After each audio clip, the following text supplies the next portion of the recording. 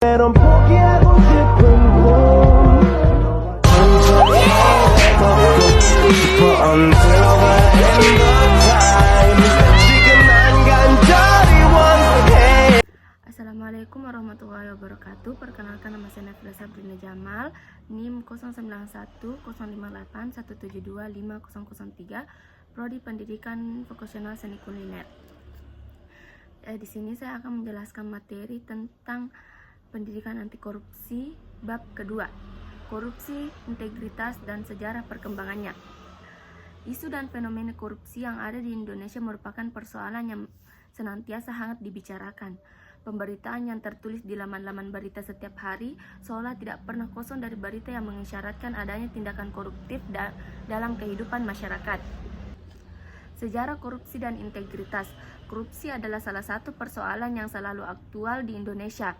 Praktik korupsi sudah ada sejak dahulu kala, yang terus tumbuh beriringan dengan zaman dan masih dapat ditemukan hingga sekarang.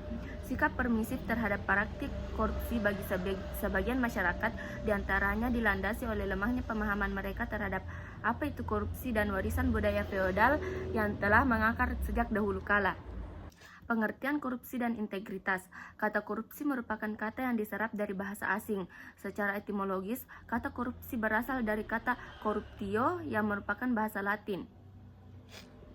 Dalam pengertian yang lebih jelas, korupsi secara harfiah didefinisikan sebagai sesuatu yang busuk, jahat, dan merusakkan. Dikti 2011. Sejarah korupsi dan integritas. Pada masa kuno, korupsi ternyata sudah merajalela. Sebagai sebuah fenomena yang bukan baru dalam sejarah umat manusia, jejak korupsi dapat ditelusuri kembali ke masa-masa awal peradaban manusia. Pada era kolonial, korupsi telah jauh lebih berkembang, bahkan melampaui perkembangan kehidupan manusia itu sendiri. Pada masa tersebut, para penguasa kolonial acap kali melakukan tindakan korup dengan cara mengeksploitasi wilayah yang dikuasainya. Korupsi di masa modern masih tumbuh dan berkembang karena tindakan kejahatan selalu selangkah lebih maju dari upaya untuk mengantisipasinya. Di era modern, korupsi terus menghantui banyak negara, bahkan telah banyak negara terjajah mendapatkan kemerdekaannya. Dinamika sejarah korupsi dan integritas di Indonesia.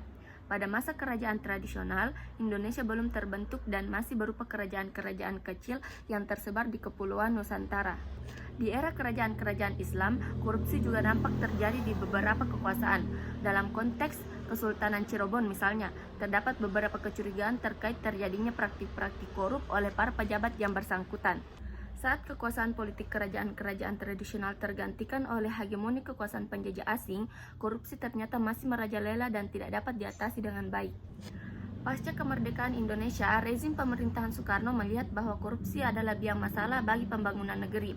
Oleh sebab itu, pada masa pemerintahan Presiden Indonesia yang pertama tersebut, dirumuskan berbagai langkah untuk memberantas korupsi di Indonesia, yang diantaranya adalah penetapan peraturan dan perundang-undangan yang berkaitan dengan pemberantasan korupsi dan pembentukan badan-badan anti korupsi. Pemerintahan Soekarno yang jatuh digantikan oleh pemerintahan Soeharto yang kemudian dikenal sebagai rezim Orde Baru. Pada awalnya, Soeharto sempat menjanjikan kepada masyarakat bahwa ia akan memberantas korupsi hingga ke lapisan terbawahnya. Ia akan memberantas korupsi. Ia juga membentuk tim pemberantasan korupsi atau TPK yang diketuai Jaksa Agung dan Komit 4 sebagai wujud janjinya untuk memerangi para koruptor. Meski demikian, kinerja badan-badan itu tidak optimal sehingga menimbulkan kemarahan rakyat yang pada masa itu tidak dapat berbuat apa-apa karena mendapat tekanan dari pemerintah. Pada periode selanjutnya, Presiden Abdurrahman Wahid naik sebagai pucuk pimpinan negara. Sosok yang juga dikenal dengan nama Gus Dur itu membentuk tim gabungan pemberantas tindak pidana korupsi atau TGPTPK untuk menghilangkan korupsi dari negeri yang dipimpinnya. Namun lembaga itu tidak dapat bertahan lama karena kemudian dibubarkan melalui proses judicial review yang berlangsung di Mahkamah Agung. Korupsi adalah praktik jahat berupa penyelewengan atau penyalahgunaan wewenang, aset, dan uang, negara, perusahaan, organisasi, yayasan, dan sebagainya, demi keuntungan pribadi atau kelompok tertentu. Secara historis, korupsi adalah fenomena sosial yang telah berakar lama. usia tindakan jahat itu setua dari peradaban manusia itu sendiri, karena praktik koruptif telah ada sejak manusia mengenal apa itu penyalahgunaan wewenang di dalam kehidupannya.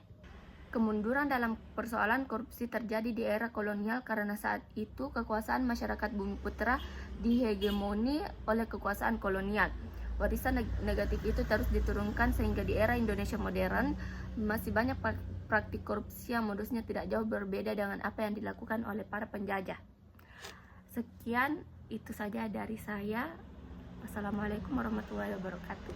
Meron pogiago 싶은 곳 싶어 until